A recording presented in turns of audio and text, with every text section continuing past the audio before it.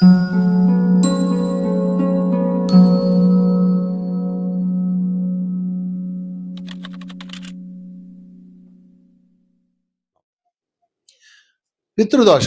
పితృదోషాలు అంటే ఏంటి? పితృ దోషాలు అంటే మన పెద్దవాళ్ళకి మనం సరిగా చూసుకోకపోతే వాళ్ళే పితృదేవతలు శాపాలు పెట్టారు అంటారు. అది కాదు. పితృదేవతలని ముగ్గురు ఉంటారు. పేర్లు తెలుసా? చెప్పు. వసువు, రుద్రుడు, ఆదిత్యుడు. అబ్బా చేపలు కూడా ఎంత బాగా చెప్పింది. విన్నావా క్లాస్ అది? కాపీ కొట్టేయండి. నేనే కాపీ కొట్టి చెప్తున్నా. మీరు నన్ను కాపీ కొట్టి చెప్పేయండి అందరికీ. వసువు, రుద్రుడు, ఆదిత్యులు ముగ్గురు. అబ్బా ఒకప్పుడు ఇంకెక్కువ ఉండేవాళ్ళు. ఇప్పుడు ప్రజెంట్ ఈ యుగానికి ముగ్గురునే పెట్టుకుందాం. ముగ్గురు పితృదేవతలు ఉంటారు. వీళ్ళు ముగ్గురు 3 తరాలకు రిప్రజెంటేటివ్స్. తండ్రికి, తాతకి, ముత్తాతకి 3. ఓకే అండి. అసలు వీళ్ళు ఎవరు అంటే వీళ్ళు ఒక డిపార్ట్మెంట్. వీళ్ళ పని ఏంటి అంటే నువ్వు మానవ జాతి నీకు ఇచ్చినప్పుడు, మానవ జాతిలో ఒక కుటుంబాన్ని ఇచ్చినప్పుడు వాళ్ళని నువ్వు ఎలా చూసుకుంటున్నావు అని వీళ్ళు ఒక అడ్మినిస్ట్రేషన్ ఆఫీసర్స్ అనమాట. వాళ్ళకి ఏదైనా కంప్లైంట్ వచ్చింది అనుకోండి, ఓహో నువ్వు నీ తండ్రిని సరిగా చూసుకోలేదా, ఓహో నువ్వు నీ బిడ్డను నువ్వు సరిగా చూసుకోలేదా, చూడండి తండ్రే కాదు పిల్లలకు కూడా పితృదోషాలు ఉంటాయి అని చెప్పేసి వాళ్ళు ఏం చేస్తారంటే నీకు ఒక బ్లాక్ మార్క్ పెడతారు. ఒక రెడ్ జెండా ఒకటి పడేస్తారు నీకు. తర్వాత జన్మలో వచ్చేటప్పుడు నీకు ఆ రెడ్ జెండా ఇచ్చి పంపిస్తారు. అంటే దాన్ని పితృదోషం అంటారు. దానికోసం మీరు గోకర్ణ వెళ్ళి అక్కడికెళ్ళి ఇక్కడికెళ్ళి పూజలు చేసుకుంటా ఉంటారు. వాటి వల్ల కొంతవరకు ఫలితం ఉంటే ఉండొచ్చేమో కానీ నీలో మార్పు లేనప్పుడు ఉపయోగం లేదు కదా. అంటే మనం పితృదోషాలు తొలగించుకునే అమావాస్య ఈ రోజు కాబట్టి దాని మీద మనం తెలుసుకుందాం. అంటే నీ తండ్రికి నువ్వు ఎలా చూసుకున్నావు, నీ తాతగారిని ఎలా చూసుకున్నావు, పెద్దవారి పట్ల ఏ విధంగా ఉన్నావు, కింది వారి పట్ల ఏ విధంగా ఉన్నావు. 2 జనరేషన్స్ ఉంటాయి, పైన ఒకటి కింద ఒకటి. ఆ రెండింటి నువ్వు చూసుకోవాలి. చూడకపోయావు నువ్వు ఒక్క అడుగు కూడా ముందుకెళ్ళలేవు. దానికి ఎగ్జాంపుల్ విశ్వామిత్రుడు చెప్తా నేను. విశ్వామిత్రుడికి బ్రహ్మర్షి పదవి రాలేదు. కారణం ఏంటంటే పితృదోషం ఉంది. అప్పుడు తను ఏం చేశాడు, అది పోవాలంటే ఏం చేయాలి, జ్ఞానోదయం కావాలి.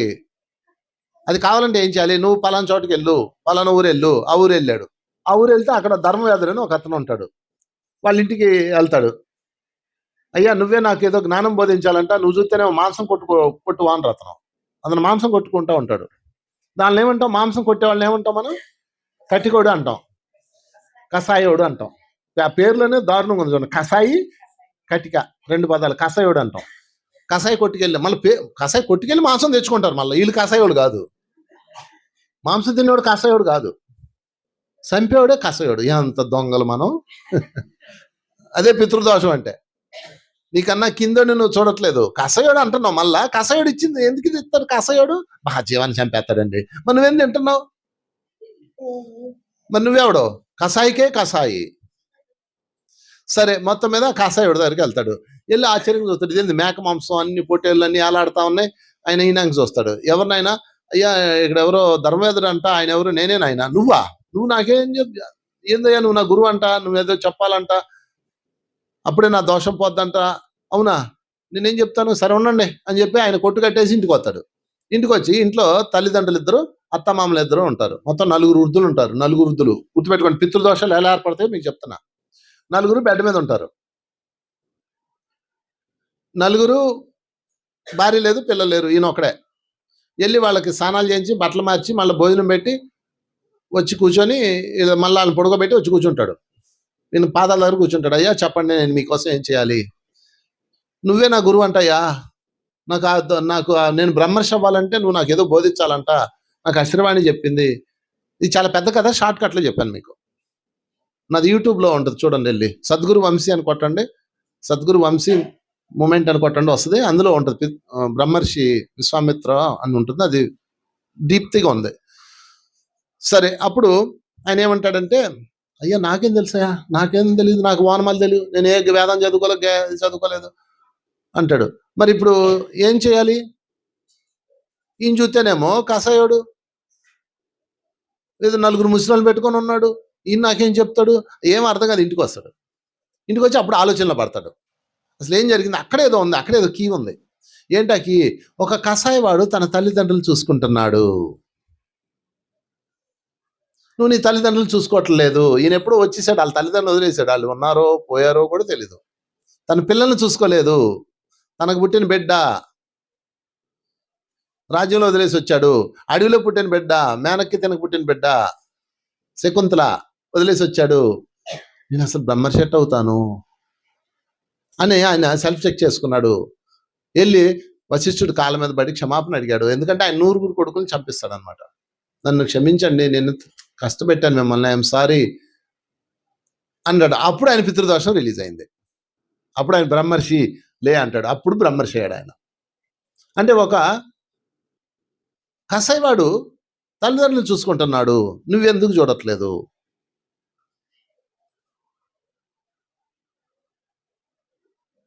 ఒక తల్లి తన పిల్లల్ని చూసుకుంటుంది, నువ్వెందుకు చూడట్లేదు? ఒక పంది తన పిల్లల్ని చూసుకుంటుంది, నువ్వెందుకు చూడట్లేదు? పంది ఎలా చూస్తుంది పిల్లల్ని? తేండి దాని దగ్గర నుంచి పిల్లల్ని తేగలరా? కరిసి పారేస్తుంది, కుక్క కరిసి పారేస్తుంది. మరి నువ్వు నీ పిల్లల్ని ఏం చేస్తున్నావు? మరి పితృదోషాలు రాకేమొస్తాయండి? మీరు ఇలాంటి అమావాస్యలు 100 పెట్టండి, 100 పూజలు చేయండి, అడిగిపో.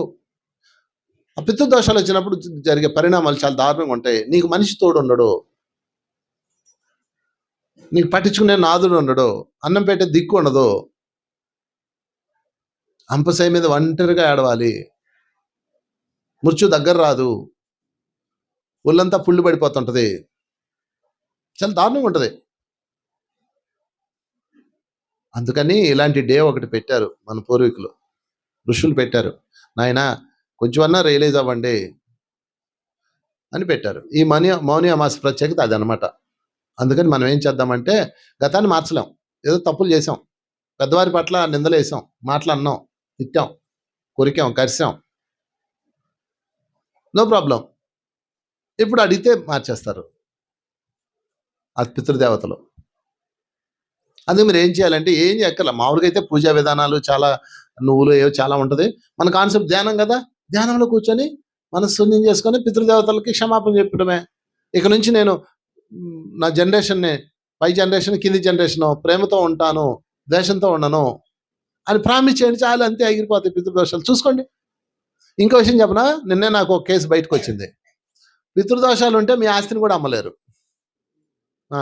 దిక్కుమాల కొంప అమ్ముడు పోదు. తాతగారి ఇల్లు అమ్ముదామని పాత ఆస్తులు ఉన్నాయి కదా, మీరు అమ్మలేరు వాటిని. నానా బాధపడి చివరి దాకా వస్తుంది. అమ్ముదాం అనుకునే లోపు టిక్కనే ఎవడో ఒక అడ్డు వస్తుంది, అడిపోతాడు. ఏదో ఒక అడ్డు వస్తూనే ఉంటాయి. ఇది నేను మొన్న వీడియోలో పెట్టాను, పితృదేవతలకు క్షమాపణ చెప్పండి అని. నాకు ఓ మిత్రుడు ఉన్నాడు. అబ్బాయి ఏం చేశాడంటే, మన వాసు, కెమెరామెన్ వాసు చెప్పాడు తన ఎక్స్పీరియన్స్. వాళ్ళ నాన్నగారు బాగా డ్రింకరు, తాగుతాడు, వాళ్ళ అమ్మను కొడతాడు, బాధలు పెడుతుంటాడు. అతను ఏం చేశాడు, ఇది రియలైజ్ అయ్యాడు. రియలైజ్ అయ్యి, సరే ఆయన తప్పు చేశాడు, మనం ఎందుకు ఆయన ద్వేషించాలి, ఆయన బతికున్న నాళ్ళు వీళ్ళని బాధ పెట్టాడు. వీళ్ళు తిట్టుకునేవాళ్ళు, భార్య పిల్లల్ని చూసుకున్న వాళ్ళని ఏం చేస్తారు, తిడతారు కదా. మొత్తం మీద ఆయన చనిపోయాడు, ఆయన ఫోటో కూడా పెట్టలే ఇంట్లో వాళ్ళు, ఆ దరిద్ర ఫోటో ఎందుకని. అతను రియలైజ్ అయ్యాడు. రియలైజ్ అయ్యి, అంతకుముందు వాళ్ళ ఇల్లు అమ్మడానికి ఎంఆర్ఓ సంతకం దొరక్క వాడు దొరికిన, వాడు పిఏ దొరక్క వాడు దొరక్క నానా బాధలు పడుతున్నారు, చాలా కష్టాలు పడుతున్నాడు. అది కంప్లీట్ చేయడానికి అమ్ముడు అవ్వట్లేదు. సరే, మొత్తం మీద క్లాస్ అన్నాడు. క్లాస్ని అతను రియలైజ్ అయ్యి, సరే అయిందేదో అయింది, మా నాన్న తనకు నా అజ్ఞానంతో అలా చేశాడు, మనం ఎందుకు ద్వేషించాలని వాళ్ళ నాన్నగారు ఫోటో తెచ్చి ఇంట్లో పెట్టాడు. తండ్రి ఫోటో, తాత ఫోటో పెట్టుకోండి కనీసం మీ కొంపలో. ఆ తాత ఇచ్చిన ఆస్తి కావాలి, తండ్రి ఇచ్చిన ఆస్తి కావాలి. తండ్రి అసలు పడే ఫోటో, ఇల్లంతా ఎలా ఉండాలి, హైటెక్గా ఉండాలంట. పెద్ద ఫోటోలు అక్కర్లా, చిన్న ఫోటో, ఒక మెమరీ ఫోటో. ఇదిగో చూడండి, వీళ్ళందరూ ఎవరు గురువులు, వాళ్ళ ఫోటోలు ఎందుకు పెట్టాం, ఒక మెమరీ. వాళ్ళని చూసినప్పుడన్నా ఒక మధురమైన జ్ఞాపకం రావాలి. ఇంట్లో మీ తండ్రి ఫోటో పెట్టడానికే మీకు కష్టంగా ఉందా? మీ తాతగారి ఫోటో పెట్టుకోవడానికి కష్టంగా ఉందా? కనీసం తండ్రి తాత వరకు ఉండండి. ముత్తాత ఎలాగో మనకు తెలీదు. తాతగారి పేరు ఏంటి చూడు, ఆలోచిస్తుంది ఏంటా అని. ముత్తాత సంగతి దేవుడు ఎరుగు. సరే, వాళ్ళ ఫోటో పెట్టుకోండి అని చెప్పాను. ఎందుకంటే వాళ్ళు పైనుంచి కిందకు వస్తారు, తెలుసా మీకు ఆ విషయం? పితృదేవతలు అంటే దేవతలు, పూర్వీకులు అంటే మన చచ్చిపోయిన తండ్రి తాత, వాళ్ళ ఆత్మలు పైనే ఉంటాయి. వాళ్ళు ఒకవేళ జన్మకి వెళ్ళింది ఎవరు? ఆత్మ కాదు, జీవాత్మ వెళ్తుంది జన్మకి. ఆత్మ పైనే ఉండదు ఎప్పుడు. కాజల్ వాళ్ళు అంటారు దాన్ని. మహాకారం లోకం. ఒక మహాకారణంతో ఒక ఆత్మ పైనే ఉంటుంది. దాని నుంచి జీవాత్మ కిందకు వస్తుంది, చనిపోయి పైకి వెళ్ళిపోతుంది. ఆ జీవాత్మ రూపం నీకు తండ్రి అనుకో, అది తర్వాత మళ్ళీ జన్మకెళ్ళినా ఆత్మ పైనే ఉంటుంది. కొంతమంది ఈ ప్రశ్న అడుగుతుంటారు, ఏమండి మరి ఇప్పుడు మా తాతగారు ఉన్నారండి, తాతగారికి నేను ఇప్పుడు తద్దినం పెట్టాలి, తాతగారికి నేను సెరమనీ చేస్తున్నాను, మా తాతగారు జన్మ తీసుకుంటే నేను ఎవరికెడుతున్నాను అంటాడు పెద్ద తెలివైన వాళ్ళగా. జన్మ తీసుకునేది జీవాత్మ, ఆత్మ కాదు. ఆత్మ శాశ్వతమైనది, సనాతనమైనది. మహాకారం లోకంలో ఒక మహాకారణంతో ఉంది కాబట్టి సూపర్ కాజల్ వరల్డ్, అది ఉండే ప్లేస్ ఏంటి? సూపర్ కాజల్ వరల్డ్, అక్కడ ఉంటుంది.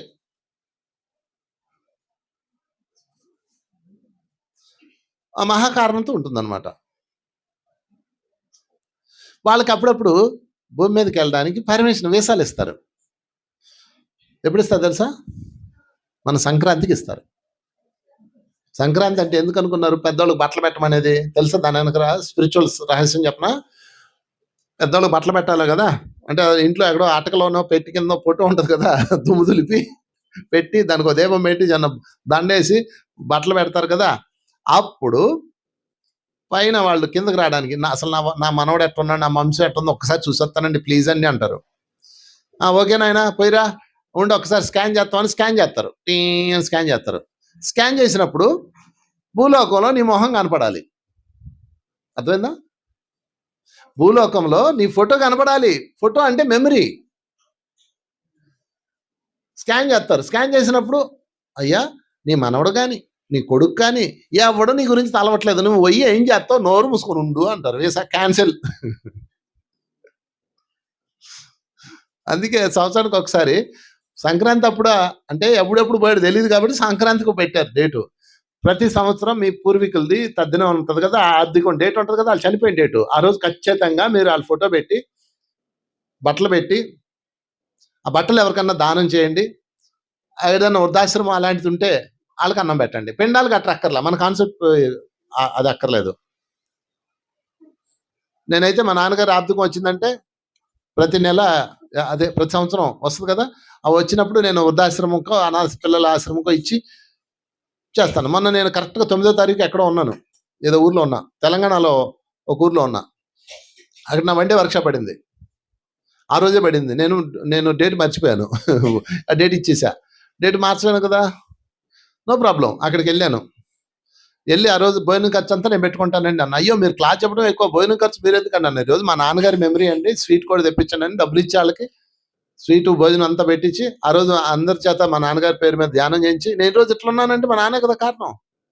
ఆయనకు ఆత్మకు కృతజ్ఞతలు చెప్పి సంతోషంగా చేశాం. ఎంత ఎనర్జీ అది, ఎంత సంతోషం.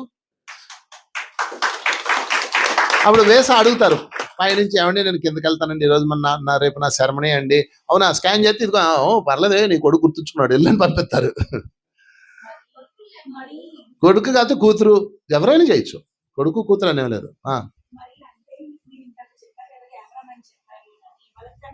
పిల్లల్ని ఎప్పుడు హింసిస్తూనే ఉన్నాడు, అది కొడుకు బరాయిస్తూనే ఉన్నాడు, తండ్రిని ఎప్పుడు ఏది చేయలేదు.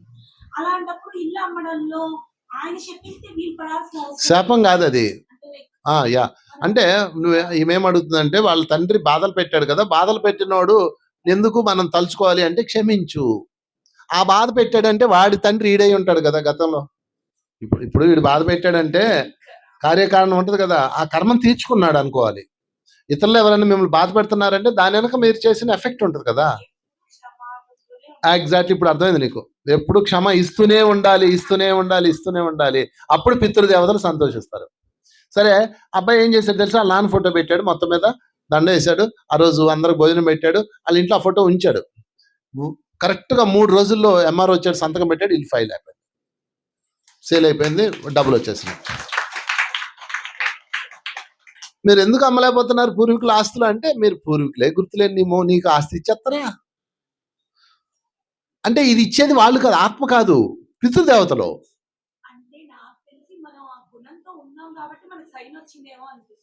అంతే, క్షమాగుణంతో ఉన్నావు కాబట్టి నీకు అది రిలీజ్ అవుతుంది.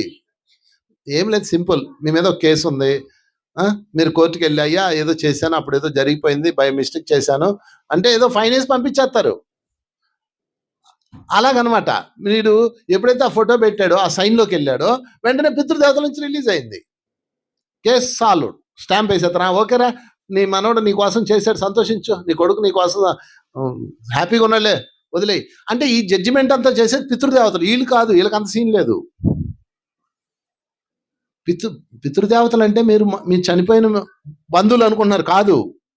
వాళ్ళు దేవతలు కాదు, ఆ డిపార్ట్మెంట్.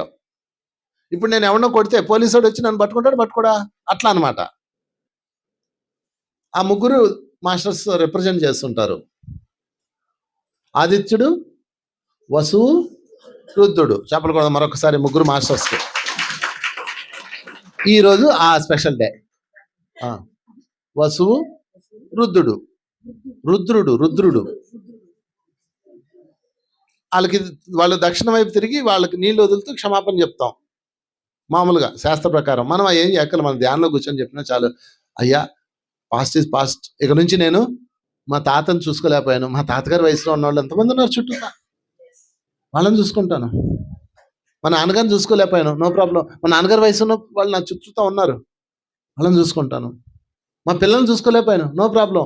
మా పిల్లల వయసులో ఉన్న చిన్నపిల్లలు చాలా మంది ఉన్నారు, వాళ్ళకి నేను హెల్ప్ చేస్తాను అని చెప్పేయండి. కరెక్ట్గా 6 రోజులు మీకు అలాంటి వాళ్ళు మీ చుట్టూ తిరుగుతుంటారు. వాళ్ళకి చూసుకోండి చాలు. పితృదేవతలు హ్యాపీ అవుతారు. పితృదేవతలు హ్యాపీ అయిపోయారా, మీకు శత్రు బాధ పోతుంది. బోల్డెన్ లాభాలు, ఇంకా దాని గురించి నేను చెప్పను. ఈరోజు స్పెషల్ అనమాట అది. ఓకే, సో మనం కాసేపు పితృదేవతలతో కలిసి ధ్యానం చేద్దాం. అందరూ హాయిగా కూర్చోండి, కళ్ళు మూసుకోండి. ముందు మనసు నిశ్చలం చేయండి. సంకల్పం తర్వాత చేద్దాం. ముందు మనసు నిశ్చలం చేయండి, ధ్యానం చేయొద్దు. ధ్యానం అంటే శ్వాస మీద ధ్యాస. ధ్యానం తర్వాత చేద్దాం. ముందు మనం పితృదేవతలతో ఒక అగ్రిమెంట్ చేసుకుందాం. ఈరోజు అగ్రిమెంట్, డీల్ కుదుర్చుకుందాం. మనం పితృదేవతలతో ఒక డీల్ చేయబోతున్నాం. ముందు నిశ్చలంగా కోనేరులాగా అయిపోవాలి మీరు. ఒక కోనేరు గుర్తు తెచ్చుకోండి, ఎలా ఉంటుంది అలాగా. ఒక కోనేరులాగా నిశ్చలంగా అయిపోండి. కళ్ళు మూసుకొని, ఇప్పుడు ధ్యానం చేయట్లేదు, మనం డీల్ కుదుర్చుకుంటున్నాం. పితృదేవతలైన రుద్రుడు, వసువు, ఆదిత్యుడు, ఈ ముగ్గురు మాస్టర్స్కి వెల్కమ్ చెప్దాం. రుద్రుడు, వసువు, ఆదిత్యుడు, ముగ్గురు పితృదేవతలకి వెల్కమ్ చెప్తున్నాను. వాళ్ళు మీ ముందు ఉన్నట్లుగా భావించండి. తెల్లటి కాంతితో ముగ్గురు పితృదేవతలు మీ ముందున్నారు. వాళ్ళకి ఇప్పుడు మీ హృదయంతో చెప్పండి, మనసులో చెప్పుకోండి. పితృదేవతలారా, గత జన్మలలో నేను చేసిన పితృ దోషాలకి పశ్చాత్తాపం చెందుతున్నాను. మీ జీవితంలో ఏదన్నా ఎవరినన్నా మీ తల్లిదండ్రుల్ని సరిగా చూసుకోలేకపోయిన దానికి, వృద్ధుల్ని సరిగా చూసుకోలేకపోయిన దానికి మీరు మనస్ఫూర్తిగా క్షమాపణ చెప్పుకోండి. ఇప్పుడే గుర్తు తెచ్చుకోండి. మీ తాత ముత్తాతల్ని అమర్యాదగా మాట్లాడిన దానికి, లేదా మీకన్నా పెద్దవారిని అగౌరవపరిచిన దానికి మనస్ఫూర్తిగా పితృదేవతల ముందు క్షమాపణలు చెప్పుకోండి. పితృదేవతలారా, మీ సాక్షిగా నేను క్షమాపణ చెప్తున్నాను. నా వల్ల బాధపడ్డ పెద్దవారందరికీ క్షమాపణ చెప్తున్నాను. ఇక నుంచి నా వంతు బాధ్యతగా వారిని ప్రేమగా చూసుకుంటాను. హృదయంతో చెప్పండి. హృదయంతో ఏ దైవమైనా వింటాడు. హృదయం అంత గొప్పది. Speak with God. భగవంతునితో మాట్లాడుతున్నాం.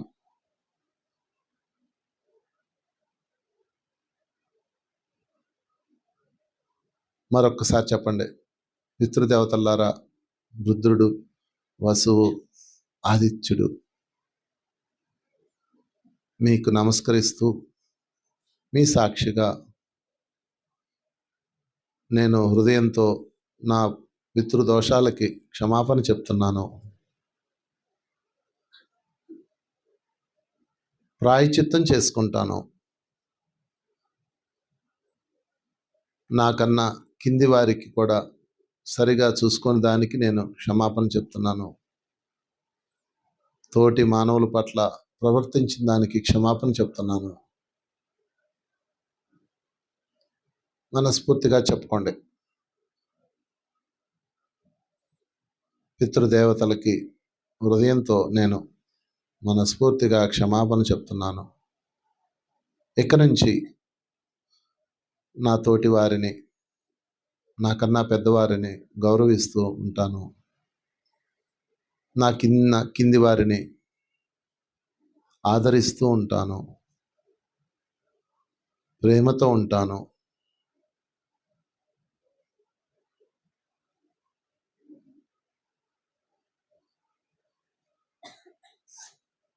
నా బాధ్యతను పూర్తిగా నిర్వర్తిస్తాను. గతంలో కానీ, గత జన్మల్లో కానీ నేను నా బాధ్యత తప్పిన దానికి నన్ను మనస్ఫూర్తిగా క్షమించమని కోరుకుంటున్నాను పితృదేవతలారా.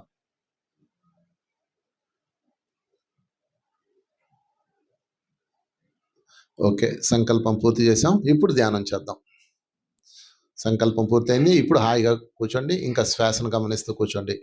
ఇంకా ఎటువంటి సంకల్పాలు ఉండకూడదు. కళ్ళు మూసుకొని శ్వాసను గమనిస్తూ కూర్చోండి. శ్వాసనే గమనించండి. ఉచ్ఛ్వాస నిశ్వాస, ఉచ్ఛ్వాస నిశ్వాస. సంకల్పం పూర్తి చేసాం. ఇంకా ఎటువంటి దైవ రూపాన్ని, నామాన్ని జపించద్దు, ఊహించద్దు. ఇప్పుడు ధ్యానం చేద్దాం. మనసు శూన్యం చేద్దాం. Be with the breath.